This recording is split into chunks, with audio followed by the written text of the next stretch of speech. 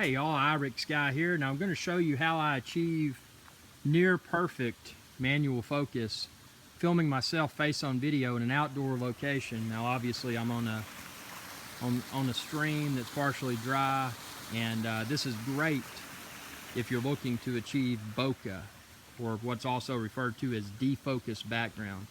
So the first thing I did, and you can check the link within this video's description to find all the related how-tos and the various equipment that I'm using. A7R2 Batis 85mm and a Sony stereo mic, which I found to be really good for this. So the first thing I've done, I've gone into the wireless app mode on the A7R2, and you can see there very faintly, you can see my monopod, and you can see that I've got focus peaking, and you can see there, since I'm in manual focus mode, that I just want to make that as well focused as I can, because what that does, that functions as a stand-in for me. So when I go over there and stand right where that monopod is now, so here's the camera on the tripod, and I walk over here, then what I want to do is stand precisely where this is. So I'm going to pick this up and I'm going to stand there.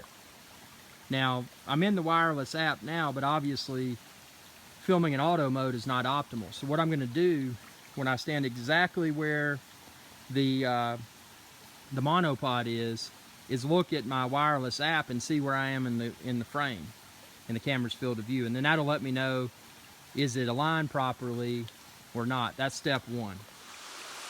So now we can see that when I stand here, I am perfectly aligned within the camera's field of view.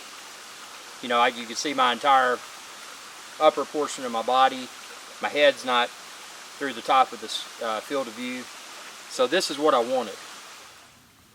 So now looking at the back of the A7R2, you can see, again, I use the yellow color for focus peaking. Again, check the link within this video's description to find all the other tutorials. But what's important is that monopod is functioning as my stand-in. So when I pick it up, since it's perfectly focused now, when I stand in its place, I should be perfectly focused. This particular lens is capable of f1.8, but you've got to keep in mind with depth of field, and that's the topic of another discussion, but the lower that f number, the less movement that I could go forwards or backward. So, you know, keep that in mind. f2.8, if you're familiar with some other lenses, some of the top lenses for the A7R2, the G Masters, most of those are f2.8. So f2.8 is still going to give you that nice bokeh. Not quite as awesome as f1.8, but again, you've got a little bit more motion. You can go forward or backwards. And check here on the top of the Batis, and this is a cool feature that a lot of people don't really understand, but it says 11.5 feet, which 11.5 feet is the distance to the monopod, the distance to where I will be standing when I pick up the monopod. And it says plus 0.17 minus 0.17. What that means is that if I'm standing by the monopod, I can go 0.17 feet forward or 0.17 feet backwards. And by doing that, I should still be somewhat perfectly focused. But if I go more than 0.17 feet in front of the monopod, or more than 0.17 feet behind the monopod, then I'll start to go out of focus. And that's where this F number comes into play. Again, f2.8. If I was using f1.8, I would have even less movement that I could go forward, or less movement that I could go backwards.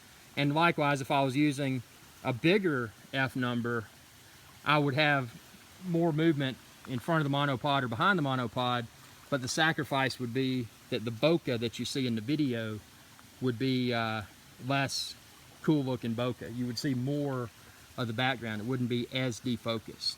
So let's see what this looks like. So since I've got everything optimally focused for the monopod, you'll see that I'm out of focus now. But as I get to the monopod, you'll start to see me come into focus. Now when I pick up the monopod, and this wouldn't have to be a monopod, this could be any sort of object that could be easily placed on the ground. It's just what I use because it's a dual purpose tool. Because see, when I move over, now I should be somewhat perfectly focused. And look at this, when I move the monopod towards the camera, if you look at the tip of the monopod, you'll notice that it starts to really go out of focus, because again, the distance that we were talking about, the distance in front of me, what was it, 0.17 feet? So, see, watch my hand here. You'll start to see it go out of focus, because that's exceeding 0.17 feet. And likewise behind me. And see, I'm standing precisely, as precisely as I can be, where this monopod previously was. So it's just a great way to be able to have a stand-in of sorts. This monopod, you know, something that's easy to transport in my backpack along with other gear. I can just break it down, and I've got something, you know, very portable, very lightweight. And then, I mean, this is just something that I engineered. I mean, it's nothing that fancy. But check the link within this video's description, and you can find where to order it and all the other equipment online. But yeah, just a great tool for confirming focus before standing in that location and filming yourself. And I've made several attempts to explain this. I know this is a complex procedure to understand initially, and there's a lot of components. Again, there's the F number, the f-stop. You know, that lower number means that there is less amount of room in front and behind for motion. So like right now, I haven't moved my feet. I mean, I've been standing pretty much in the same spot. You know, I've got that 0.17 foot wiggle room.